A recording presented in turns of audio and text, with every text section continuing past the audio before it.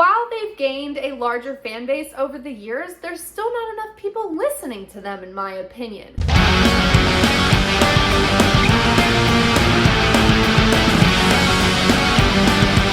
What's up, my fellow headbangers, and welcome back to my YouTube channel. For those of you that don't know me, hi, I'm Courtney, aka The Versatile Virgo, and I run my own metal lifestyle website, theversatilevirgo.com, where I focus on the best things in life. Music, food, and sometimes fashion, so if that's something that interests you, make sure to check it out. I've linked it in the description below. I'm also an entirely independent entity, by the way, so no one is sponsoring today's video except for me and my little Etsy shop, which you can also find linked in the description below. I have made-to-order t-shirts that are perfect for headbangers, women's tank top, and of course, I can't forget about my handmade tote bags, which are made from official band tees. So again, if that's something that interests you, it's linked in the description below. Deathcore and the bands involved in the deathcore scene can all sound very different from each other, and I feel like sometimes when people just hear the word deathcore, they assume it's only one thing and kind of don't really give it a chance. For example, I'd consider bands like Lorna Shore to have that more kind of like traditional deathcore sound, while bands like CARNIFEX'S still have that traditional sound, but they have a little bit more groove and bounce to them, almost kind of like a deathcore party. But this video isn't about CARNIFEX'S or Lorna Shore. It is, however, about a band they both were touring with on the recently wrapped up Chaos and Carnage tour, which, by the way, if you missed out on that, I feel bad for you because you definitely did miss out, but you can still live vicariously through theversatilevirgo.com by checking out my photos in my gallery of CARNIFEX'S set. Plus, check out my interview with SHAWN. We talked about the tour, and I wrote a full review on it. It was definitely something, if you were there, I think you'd agree with me that it was an awesome show. So check it out, linked in the description below too. Part of why I was so excited about Chaos and Carnage to begin with, and there was no way I was gonna miss it, was because of the amazing lineup of bands. And specifically for me, there were bands on this bill that I have been waiting a long time to see, one of which is a Southern style deathcore band known as Upon a Burning Body. And they're another band that I really want you to check out, kind of like the video I did on Extinction AD. I just think while they've gained a larger fan base over the years, there's still not enough people listening to them, in my opinion. So this is the video where I convince you why you need to be listening to Upon a Burning Body in the first place and what you're missing out on. So for starters, I'll just talk a little bit about their performance at the Chaos and Carnage tour, although that's not where my experience with Upon a Burning Body first started, and we'll talk about that in a minute. They were so awesome live, so high energy, just had the crowd hype. The songs were exactly how I expected them to be live. Well, even better. They were just monstrous, really. I was already a fan, so I was super pumped as it was and screaming my lungs out during their set. And yes, of course they played some newer songs, but they also played some oldies but goodies like Texas Blood Money, and it was just a really awesome show overall. All the bands were great, but Upon a Burning Body was kind of a cross this off my bucket list kind of moment for me. Obviously, I bought some Upon a Burning Body merch that I'm wearing in this video. So anyways, within the last month or so, definitely before I saw them live on the Chaos and Carnage tour, Upon a Burning Body did release a new album called Fury. And it's an album I have been waiting for. The day that this album came out, I had a whole video planned like I normally do for New Music Friday, where we were gonna talk about it the day of its release. But long story short, I had some personal things happen and I never got around to filming it. So I thought, why not still talk about Upon a Burning Body's new album Fury today, especially if I'm convincing you to listen to the band, right? So a little backstory on how I feel about Upon a Burning Body in general. I loved their last full-length album, which was 2019's Southern Hostility. I did not have the versatilevirgo.com up and running at the time, so I didn't do an album of the year list. list then, but it definitely would have been on my album of the year list. I would definitely say it is one of the albums that got me through 2019, for sure. I also really liked their 2020 EP, Built From War, and I definitely liked Upon a Burning Body before those releases as well, but I wouldn't say I became a huge fan like I did when Southern Hostility came out. So their new album, Fury, I've been looking forward to after those releases. I thought both of those releases set a really high bar for the band,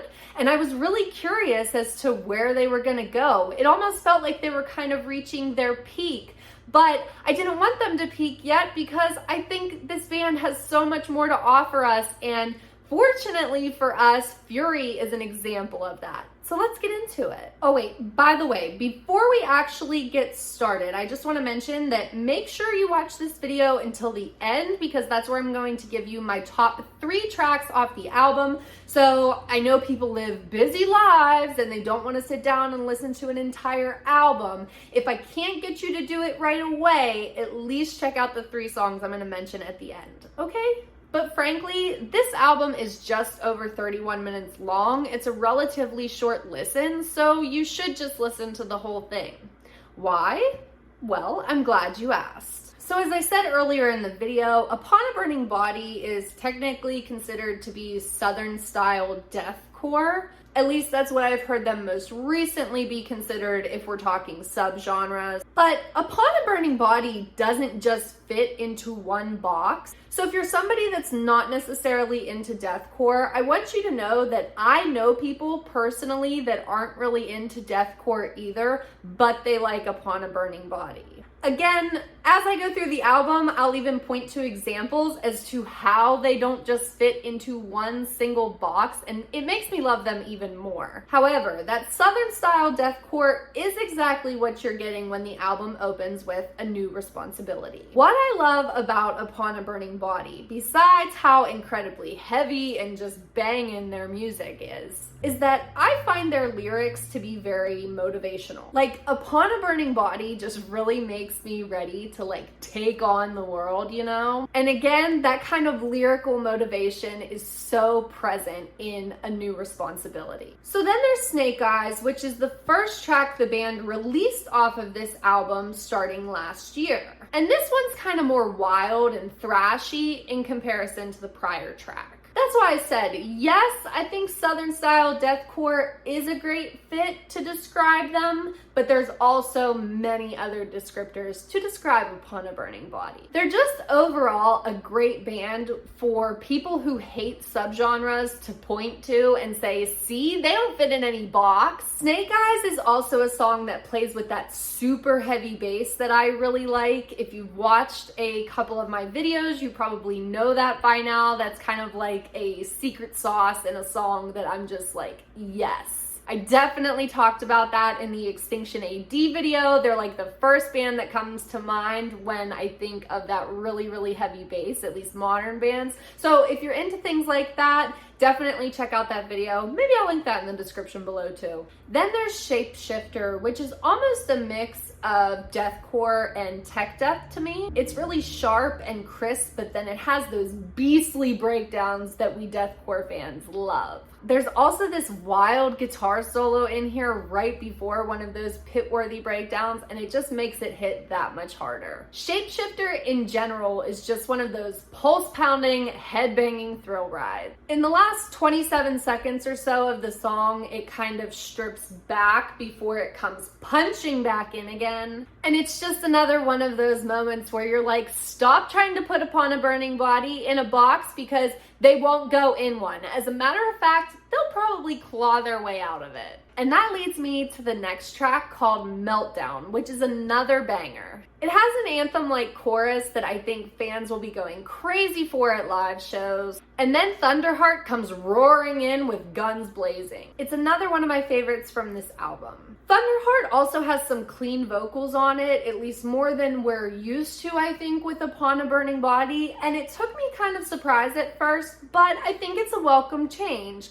And at this point in the album, that's where the cleans start to come in more frequently. It still is Upon a Burning Body, and it still does showcase what I would consider to be their main sound, but they did start working in those clean vocals, and if they want to try it, I'm all for it. Thunderheart is also another one with really great lyrics too. So then there's Kill the Ego, which again mixes in those clean vocals, and it works really well in this song too. There's also these sick riffs on this one that just kind of had me like mesmerized. Again, if you like Extinction AD, check out Upon a Burning Body, and vice versa. Different sounds, but the way both bands make me feel is the same. Just like, I'm ready to take on the world. And the song Kill the Ego is an example of that. Clarity is another beastly banger. It's fast and pulse pounding, but it takes a change of pace in the chorus, again with clean vocals. The cleans on this one almost kind of go a more metalcore route, or maybe even hard rock, at least in comparison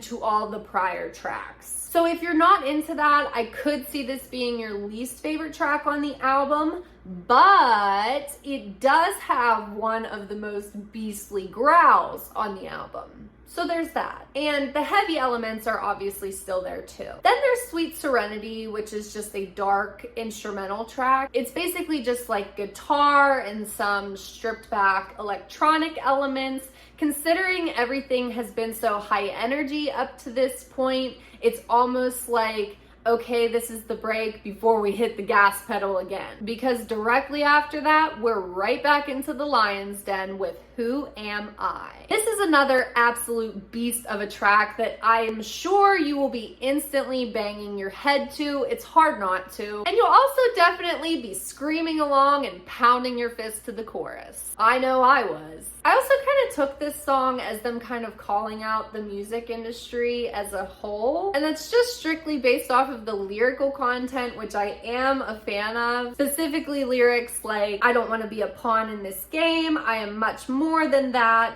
I don't want to be a so-called rock star, I won't sell my soul to play. I mean, to me that feels pretty cut and dry. It's just like, I'm starting to see this kind of rebellious, stick it to the man side of these, I guess, emerging bands that are starting to become way bigger, and they're putting it in their music, which I think is very cool.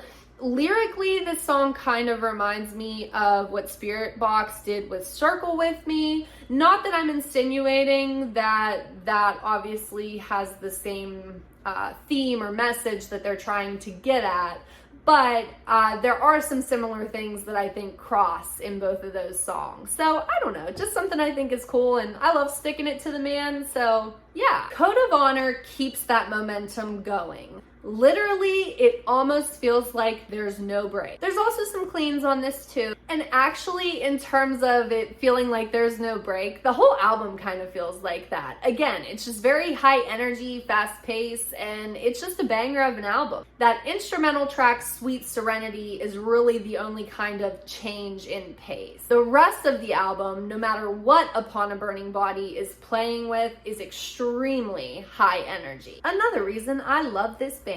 Humbling My Skin closes the album in the fastest, most beastly, most Upon a Burning Body way possible. This song is basically a culmination of everything we just heard. Clean vocals, deep growls, speedy, almost rapping when it comes to delivery that would put Twista to shame.